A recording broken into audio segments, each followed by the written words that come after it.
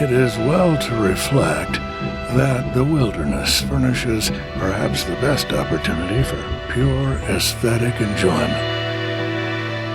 This requires that beauty be observed as a unity, and that for the brief duration of any pure aesthetic experience, the cognition of the observed object must completely fill the spectator's cosmos.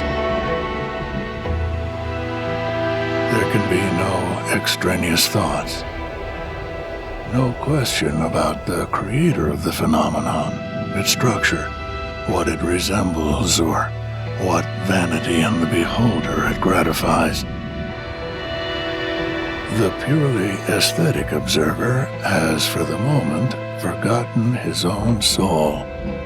He has only one sensation left, and that is exquisiteness. In the wilderness, with its entire freedom from the manifestations of human will, that perfect objectivity which is essential for pure aesthetic rapture can probably be achieved more readily than among any other forms of beauty.